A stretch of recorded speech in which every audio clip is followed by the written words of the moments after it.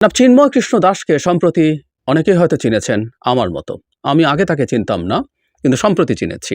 আমরা খেয়াল করেছি সাম্প্রতিক সময়ে শেখ হাসিনার পতন এবং পালিয়ে যাওয়ার পর হিন্দু সম্প্রদায়ের মানুষ নানান দাবিতে ঢাকায়, চিটাগংয়ে এবং সম্প্রতি রংপুরে সমাবেশ করেছেন। সেই সমাবেশে এই জনাব চিন্ময়কে আমরা বক্তৃতা করতে শুনেছি। তার যে বক্তৃতা, তার সেই বক্তৃতার কারণে তিনি আমাদের সামনে এসে হাজির হয়েছে, তিনি সাক্ষাৎকারও দিচ্ছেন। সেই চিন্ময় আজ গ্রেফতার হয়েছেন। নিউজে নিশ্চয়ই অনেকে খেয়াল করেছেন, তিনি ঢাকা বিমানবন্দর থেকে গ্রেফতার হয়েছেন। তিনি চিটাগং যাচ্ছিলেন। তাকে ডিবির একটা দল গ্রেফতার করে এবং ডিবি জানায় যে পুলিশের কোনো একটা জায়গা থেকে তাদেরকে গ্রেফতার করার আবেদন করা হয়েছিল, তারা করে তাদের কাছে হস্তান্তর করবেন। জনাব চিন্ময় সাম্প্রতিক সময় যে ধরনের কথা বলছিলেন, সেটা নিয়ে আমার গুরুত্বপূর্ণ অবজারভেশন আছে। আমি আসলে একটা ভিডিও রেকর্ডও করেছি এটা নিয়ে 2 দিন আগে, কিন্তু এর মধ্যে অনেক ইস্যু থাকার কারণে সেটা পোস্ট করা হয়নি। আশা করছি কাল সকালে পোস্ট করব, সেখানে আমি এটা নিয়ে বিস্তারিতভাবে কথা বলেছি। কিন্তু তাকে গ্রেফতার করা হলো কেন এবং এটার তাৎক্ষণিক প্রতিক্রিয়া কী হতে পারে? আমি প্রথম আলোতে দেখলাম যে নিউজটা এসছে, সেখানে তার সম্পর্কে যেটা বলা হচ্ছে, তাকে সম্মিলিত সনাতনী জাগরণী জোটের মুখপাত্র উনি হচ্ছেন, তাই ওনার পদ এখন পুণ্ডরিক ধামের অধ্যক্ষ চিন্ময় কৃষ্ণ দাস ব্রহ্মচারী। উনি ইসকনের সদস্য ছিলেন, খুবই গুরুত্বপূর্ণ সদস্য, কিন্তু প্রথম আলোর এই রিপোর্টে দেখলাম যে তাকে সম্প্রতি নাকি বহিষ্কার করা হয়েছে। ওই চট্টগ্রামে কিছু ঘটনা ঘটেছে, এই বহিষ্কারটাকে আমরা আসলে খুব সিগনিফিক্যান্টলি না দেখে এটা এক ধরনের তাৎক্ষণিক প্রতিক্রিয়া হিসেবে দেখতে পারি। যাই হোক, উনি ইসকনের সদস্য। যাই হোক, সাম্প্রতিক সময় ইসকনকে নিয়ে পাল্টাপাল্টি মন্তব্য, প্রতিক্রিয়া, স্ট্যাটাস, হামলা, এটা নিয়ে অনেক ঘটনা ঘটেছে।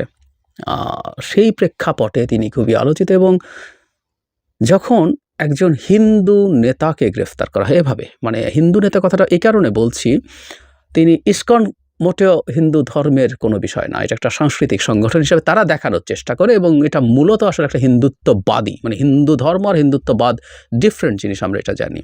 যাই হোক, সেই ইসকনের নেতাকে যখন গ্রেফতার করা হয়েছে, এটার পোর্ট্রেয়াল কেমন হবে গ্লোবালি, বিশেষ করে ভারতে, এবং ভারত সেটাকে বাইরে সেল করবে। সুতরাং চিন্ময়ের গ্রেফতারটা খুবই ট্রিকি ছিল। আমি আশা করতে চাই সরকার সব দিক যথেষ্ট ওজন দিয়ে ঠিকঠাক করেছে, কারণ সাম্প্রতিক সময়ে বাংলাদেশে হিন্দু সম্প্রদায়ের উপরে হামলা হচ্ছে, এই ন্যারেটিভ ভারত তৈরি করার চেষ্টা করেছে, এবং কমিউনাল হামলা আমরা বহুভাবে এটাকে প্রটেস্ট করে দেখেছি, এবং বাংলাদেশ থেকেও যে খুব ভালোভাবে এটাকে কমিউনিকেট করা গেছে, নট নেসেসারিলি। আমাদের প্রধান উপদেষ্টা খুবই রাইটলি বলছেন, কিন্তু উইথ দ্য ডকুমেন্টস, এবং প্রয়োজনে ভারতে আমাদের বা জেনুইন মিডিয়া যারা আছে, যারা সত্যিকার অর্থে মিডিয়া হিসাবে কাজ করতে চায়, তাদেরকে এনে এই ধরনের রিপোর্ট করিয়ে গ্লোবালি এটাকে ছড়িয়ে দেওয়া দরকার ছিল।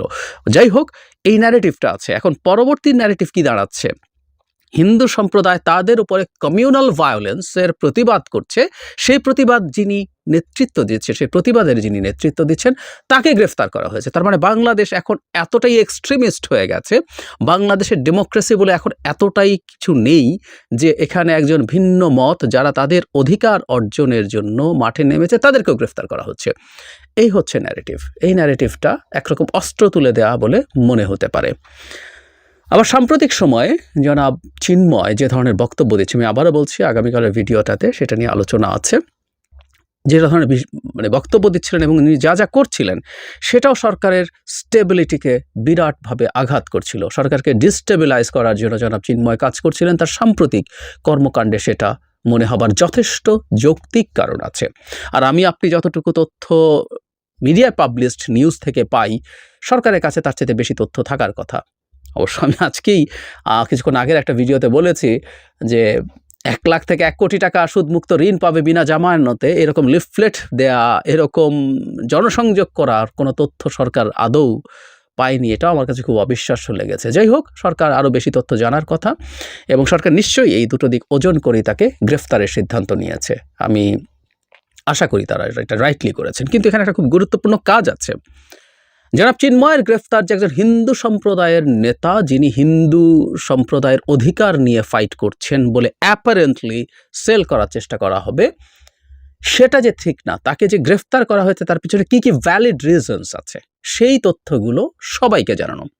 এর মধ্যে আমরা দেখেছি হিন্দু সম্প্রদায়ের বেশ কিছু মানুষ তাকে যে থানায় নেওয়া হয়েছে সেখানে রাস্তা ব্লক করেছেন শাহবাগে, যান চলাচলে বিঘ্ন ঘটেছে, শেষ পর্যন্ত সেটাকে সরিয়ে দেয়া গেছে।